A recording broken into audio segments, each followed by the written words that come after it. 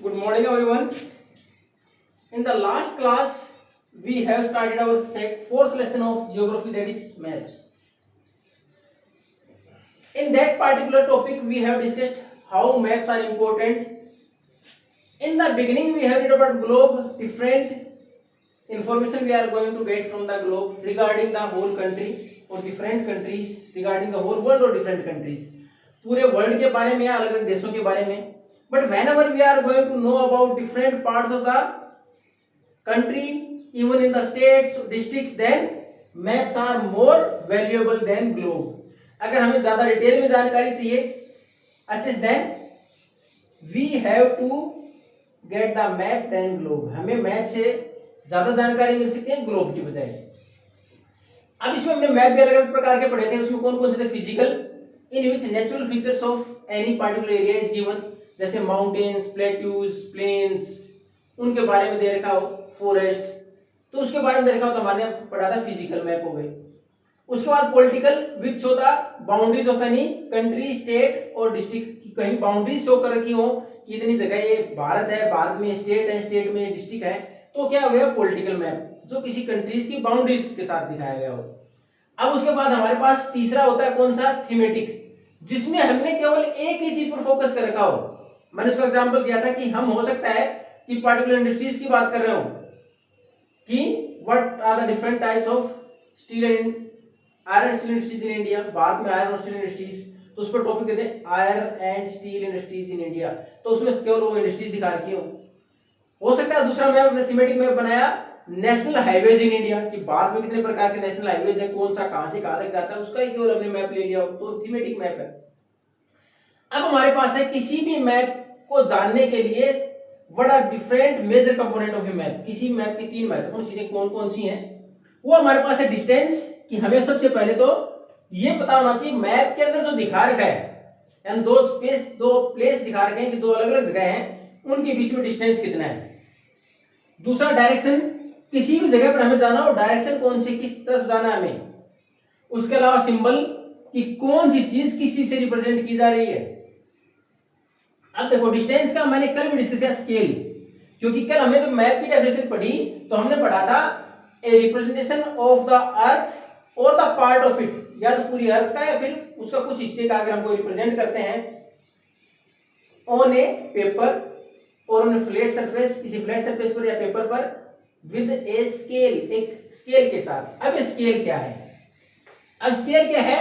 A ratio between the actual distance on the land, एक तो जमीन पर वास्तविक जो अंतर है, and the distance shown on the map, और जो डिस्टेंस दिखाया गया है मैप के अंदर, उसका हमारे पास स्केल क्या है? वास्तविक जो हमारे पास डिस्टेंस है और उसके साथ जो मैप में दिखाया गया है उसकी रेशियो है. मैंने कल एग्जांपल लिया था इसका, आज भी बुक में एग्जांपल दे रखा है. आज आपकी बुक में एग्जांपल दे रखा है आपके स्कूल का. अगर मान लो आपके घर से आपका स्कूल 10 किलोमीटर है और आप एक मैप बना रहे हो, उसका लक्ष्मण का मैप बनाया आपने, उसके अंदर आपने अपने स्कूल को रिप्रेजेंट किया, आपके घर से उसका डिस्टेंस दिखाया कि ये आपका घर है और ये स्कूल है. अब ये जो डिस्टेंस है ये आपका कितना है एक्चुअल में, और अगर आप पैदल चल के आते कितना डिस्टेंस दिखा रहा है? 10 किलोमीटर. अब 10 किलोमीटर का मैप तो नहीं बना सकते आप, इतना बड़ा मैप थोड़ी बना देंगे, इतना बड़ा पॉसिबल नहीं इतना बड़ा मैप बनाना. अब इसके लिए हम क्या करेंगे? ये जो डिस्टेंस है हम ये देखेंगे कितना है स्केल के अनुसार. एक स्केल पर मान लो हमने इसको दिखाया 2 सेंटीमीटर, यानी 2 सेंटीमीटर स्केल हमने मैप के अंदर नापा स्केल से, तो कितना था? 2 सेंटीमीटर, यानी 1 सेंटीमीटर कितने के बराबर हो गया? 5 किलोमीटर के बराबर. यानी स्केल क्या हुआ इस मैप का? इस मैप का स्केल है 1 centimetre is equal to 5 kilometre. ये होता है स्केल, यानी एक्चुअल डिस्टेंस को मैप में किस प्रकार दर्शाया गया है वो स्केल है.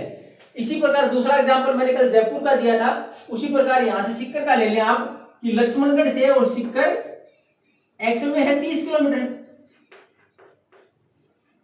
अगर मैप में आप स्केल से मापें, जो मैप बनाया आपने मैप बनाया किसका? आपने मैप बनाया राजस्थान का. राजस्थान का मैप बना दिया, उसके अंदर आपने ये अलग अलग एरिया दिखा दिए, लक्ष्मणगढ़ सिक्कर को दिखाया आपने. जब मैप में देखा स्केल से तो 3 सेंटीमीटर का डिस्टेंस है कहां? मैप के अंदर, और एक्चुअल में कितना है? 30 किलोमीटर का है. तो स्केल ऑफ द मैप क्या हो गया, 1 centimetre is equal to 10 kilometre. तो 1 सेंटीमीटर 10 किलोमीटर के बराबर हो गया। यानी जहां भी जितना भी डिस्टेंस किसी भी का भी देर का हो, सीकर का देर का हो, जयपुर का देर का हो, नागौर का देर का हो, आप उसको स्केल से मापे कितने का है, और 1 सेंटीमीटर 10 किलोमीटर के बराबर अगर मान लो जयपुर का इसमें देर का होता आपके पास, ये डिस्टेंस आप 3 सेंटीमीटर की बजाय आपने स्केल से मापा, ये 7 होता तो कितना हो जाता, 70 किलोमीटर। तो ये होता स्केल। अब इसमें भी अलग अलग अंतर है। अगर छोटी जगह दिखानी है तो we use a large scale, बड़ा स्केल इस्तेमाल हो जाएगा। जैसे हमने देखो 1 सेंटीमीटर किसके बराबर, 5 किलोमीटर के बराबर ही माना। अगर हमें पूरे वर्ल्ड का मैप बनाना है या किसी बड़े देश के लिए मैप बनाना है, तो उस टाइम के ऊपर हमारे लिए पॉसिबल नहीं है कि 1 सेंटीमीटर को हम 1 या 2 किलोमीटर से दिखा पाए, नहीं तो मैप बहुत बड़ा हो जाएगा। उस केस में हम क्या करते हैं, हो सकता है हमारा 1 सेंटीमीटर 500 किलोमीटर के बराबर भी हो जाए। यानी मैप के अंदर 1 सेंटीमीटर और एक्चुअल में कितना 500 किलोमीटर का डिस्टेंस हो। क्यों?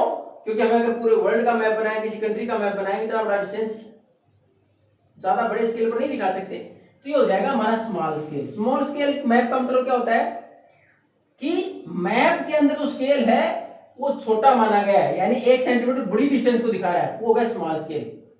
अगर 1 सेंटीमीटर बहुत कम डिस्टेंस को दिखा रहा है, यानी 1 centimetre is equal to 100 metre, केवल मीटर ही दिखा रहा हो, तो ये हो जाए लार्ज स्केल, यानी 1 सेंटीमीटर के अंदर तो 100 मीटर को डिस्टेंस कवर किया गया है। स्मॉल स्केल मतलब स्केल छोटा, यानी 1 या 2 सेंटीमीटर डिस्टेंस बड़ा दिखा रहा हो।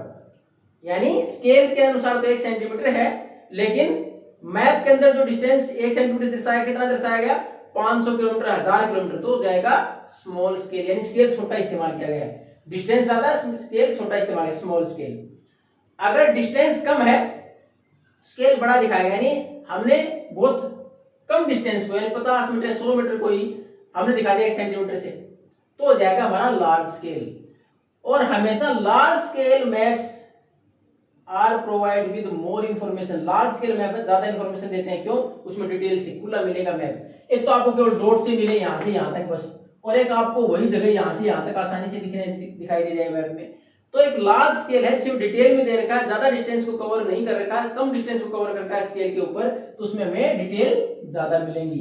तो large scale map provide more details और मोर इंफॉर्मेशन, ज्यादा डिटेल प्रोवाइड कराता है किसी पर्टिकुलर एरिया के बारे में।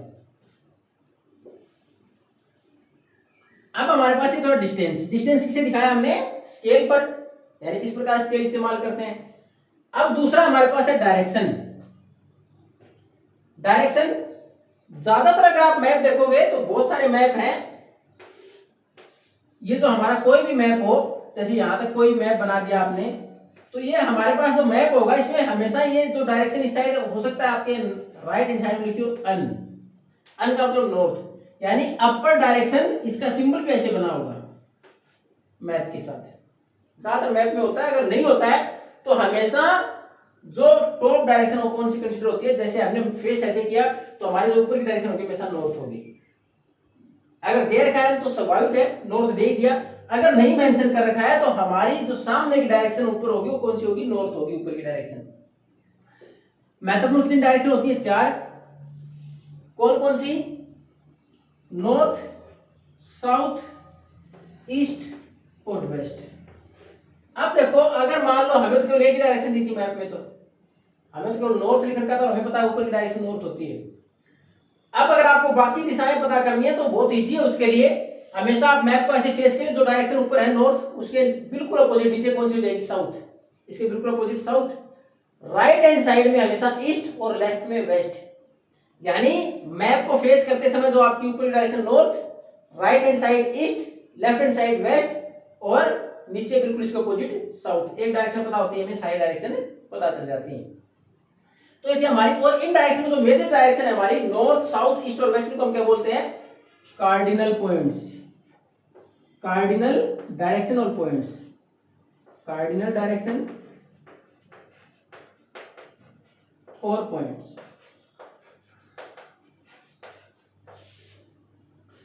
अब हमारे पास देखो कई बार एक्यूरेट इंफॉर्मेशन नहीं दे पाते हम। जैसे राजस्थान के बारे में बोले, राजस्थान तो नॉर्थ में है या फिर वेस्ट में है, तो हमें वास्तविक जानकारी नहीं मिल पाएगी। क्यों नहीं मिल पाएगी? अगर एग्जैक्ट वेस्ट की बात करें तो यहाँ तो गुजरात है, राजस्थान तो इससे ऊपर है, लगभग राजस्थान का अगर जो इलाका लगेगा तो यहाँ से लगेगा आसपास। और यहाँ अगर वेस्ट की बात करें, वेस्ट तो यहाँ थी, यहाँ तो गुजरात है। अब हम बोले नॉर्थ में है, तो नॉर्थ में भी अगर बिल्कुल अगर नॉर्थ की बात करें तो नॉर्थ में तो यहाँ तो J&K है, थोड़ा और नीचे आ गया। तो हमारी एग्जैक्ट इससे नहीं, जो कार्डिनल डायरेक्शन है उससे एग्जैक्ट लोकेशन नहीं पता चलती। तो हम और थोड़ा सा अच्छे से लोकेशन प्राप्त करने के लिए क्या करेंगे, हम इन डायरेक्शन को बीच से और डिवाइड कर देंगे। ये देखो, ये डायरेक्शन और ले लें।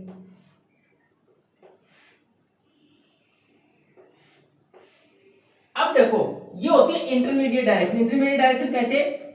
अब इधर से ऐसे घूम जाएं, ये होगी नॉर्थ वेस्ट, ये साउथ वेस्ट, ये साउथ ईस्ट और ये नॉर्थ ईस्ट। अब यानी हम बेसिक कौन सी लेंगे? बेसिक लेंगे हमारी नॉर्थ और साउथ को। पहले इन दो डायरेक्शन को तो हमने नॉर्थ से जोड़ दिया, नॉर्थ वेस्ट नॉर्थ ईस्ट, और इन यहां लेंगे साउथ से, साउथ वेस्ट और साउथ ईस्ट। तो ये कौन सी डायरेक्शन होगी? इंटरमीडिएट डायरेक्शन हो गई है। ये कौन सी डायरेक्शन होगी? इंटरमीडिएट। जो मेथड थी नॉर्थ साउथ ईस्ट और वेस्ट क्या है? कार्डिनल। और जो बीच की डायरेक्शन है क्या है? ये हमारी इंटरमीडिएट डायरेक्शन, जिससे कि हमें लोकेशन अच्छे से पता चल जाए किसी जगह की, यानी ज्यादा अच्छे से क्लेरिफाई कर पाए हम चीजों को। तो ये थी हमारी डायरेक्शंस। अब डायरेक्शन हम किससे देख सकते हैं? कंपास। अगर हमारे पास कंपास है तो हम डायरेक्शन को अच्छे से ऑब्जर्व कर सकते हैं, क्योंकि compass always shows north south direction. Compass के अंदर जो निडल होगी, a magnetic needle is there, उसके अंदर एक निडल होती है, एक सुई होती है, वो हमेशा किसको, किस दिशा की तरफ होती है? नॉर्थ साउथ को रिप्रेजेंट करती है। नॉर्थ साउथ ऐसी सीधी रहती है वो, यानी जहां भी आप रहेंगे कंपास जहां होगा वो हमेशा वो निडल की साइड होगी नॉर्थ और साउथ स्ट्रेट होगी। उससे बाकी डायरेक्शन पता लगा लें हम। क्यों? नॉर्थ से राइट हैंड साइड में ईस्ट और लेफ्ट में वेस्ट, पता चल जाएंगे डायरेक्शन। तो हम कंपास से डायरेक्शन का पता लगा लेते हैं। तो ये था हमारे पास मैप पे महत्वपूर्ण कंपोनेंट से कंपोनेंट ऑफ मैप में हमने पढ़ा दो। आज कौन कौन से? डिस्टेंस और डायरेक्शन। और नेक्स्ट क्लास में we are going to discuss about symbol and some more things which are made on a rough scale. These are sketch and plan. की कोई योजना बनाना, घर बनाना है, ऐसे डिस्कस कर लिया हमने कि यहाँ हमारा किचन होगा, यहाँ हमारा लैट्रिन बाथरूम होगा, यहाँ हमारा मेन हॉल होगा, यहाँ गेस्ट रूम होगा, वो प्लान कर ली हमने। तो कोई भी रफ चीजें बना लेना, वो एग्जैक्ट स्केल पर नहीं होती, और होती हैं तो लार्ज स्केल पर होती हैं। यानी उसके लिए लार्ज स्केल यानी 1 सेंटीमीटर हम देखा थे 10 फीट को दर्शाता होगा। तो ये हम पढ़ेंगे हमारी नेक्स्ट क्लास में। ये हमने पढ़ा डिस्टेंस जो कि स्केल के द्वारा प्रदर्शित होता है। उसके बाद डायरेक्शन, जो हमारे पास महत्वपूर्ण 4 डायरेक्शन है, north east, north south east और वेस्ट। और अगर कार्डिनल डायरेक्शन की बात करें, कार्डिनल जो इंटरमीडिएट, कार्डिनल तो मेन थी, उसके बाद इंटरमीडिएट थी उनकी बीच की, north east north west, south east south west. Direction पता किसे कर सकते हैं? कंपास से। कंपास से कौन सी होती है? मैग्नेटिक नीडल है जो हमेशा नॉर्थ साउथ को दर्शाती है। उसके बाद बाकी डायरेक्शन हम पता कर सकते हैं। In the next class we are going to discuss about symbols and the remaining topic of plan and sketch. Thank you and have a nice day.